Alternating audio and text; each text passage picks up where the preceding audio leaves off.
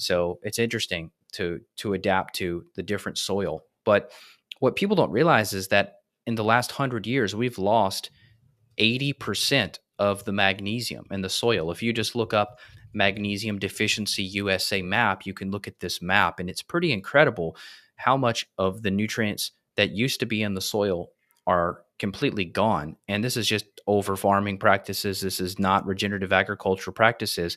Even the iron in the meat has declined. So I know you and I are big fans of getting people on like more of an animal based diet, getting good animal protein sources. However, even the iron in the meat has decreased significantly because of the soil. And if you look at papers that I believe it was the USDA put out a study on oranges, apples, broccoli, peas, carrots. There was a handful of different vegetables and fruits, and everything has declined significantly, such in a way that to get the equivalent nutrient density of a 1920s orange, it would take like 20 oranges on average to equal Wow. one orange of the past. And so when someone says they're eating organic, that's just really the first step. But organic doesn't guarantee nutrient density. And in fact, I've had some organic strawberries yesterday. I ate one and I was like, this tastes so bland compared to like my homegrown or farmer's market strawberries. And so organic just means it's not sprayed with pesticides, meaning you're not damaging your mitochondria, you're not damaging your gut, but it doesn't say anything about how dense the nutrient quality is in that food. And so I encourage people, obviously, get as close to 100% organic as you can. But this is really why when that I know it's like a bumper sticker, right? It says like to help, I forget how they worded it, but to help the world, you have to think local. What's that saying? Like Yep. think globally, shop locally, something like Yep. that. And Correct. really, you'll typically see it on the back like a Volkswagen Beetle from the 70s.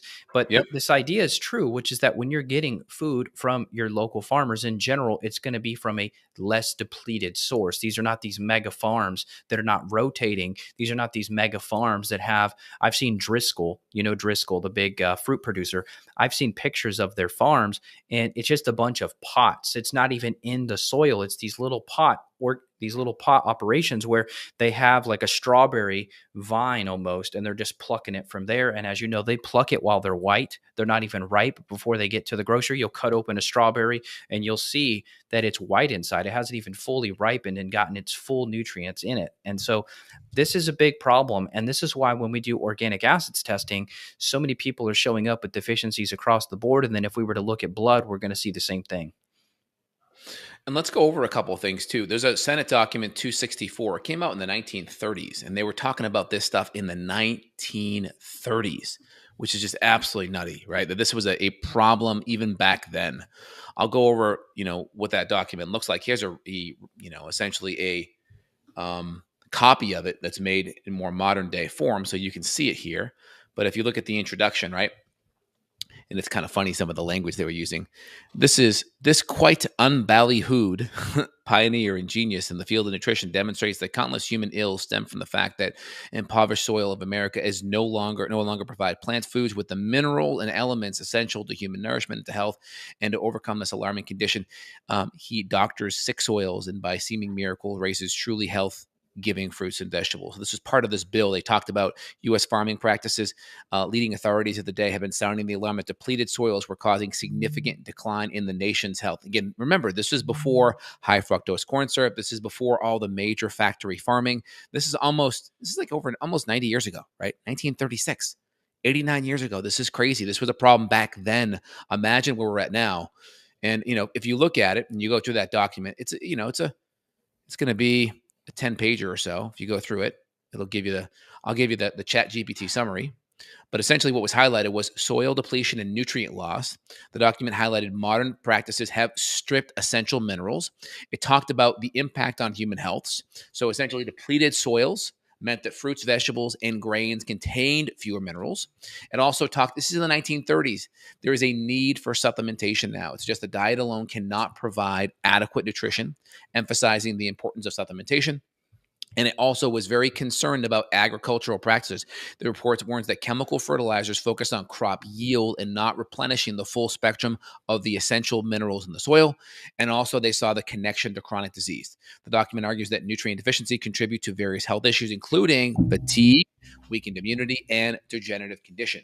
And so, kind of talks today about, needing organic food, regenerative agriculture, and targeted supplementation. This is 1936. All My right, gosh, this is man, crazy, right? that's wild, man. It's like a time machine. And to think about the issues they're referencing there in terms of illness, chronic illness was a fraction compared to current day. I mean, it must have been 80, 90% less chronic disease. I mean, there were not huge numbers of obesity back then. If you look at the obesity rate back in the 30s, it was nothing compared to now.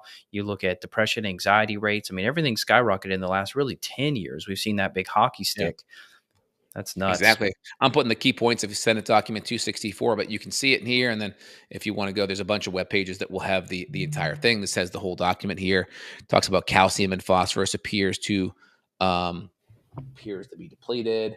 Talks Yeah. about iron to being essential. Talks about iodine is not present in our foods, which is Yeah, they're important not for the that's thyroid the thing. gland. Like when you go and talk to your conventional farmer, I mean, when I lived in Kentucky and you're talking with these typical farmers, they're going to be doing like an NPK solution. You're going to get nitrogen, you're going to get phosphorus. You're not going to be getting iodine. You're not getting trace minerals. You're not getting magnesium. You're not getting selenium, chromium. Like you're not getting trace minerals added. It's just enough to get the corn to grow, and that's it, nothing more.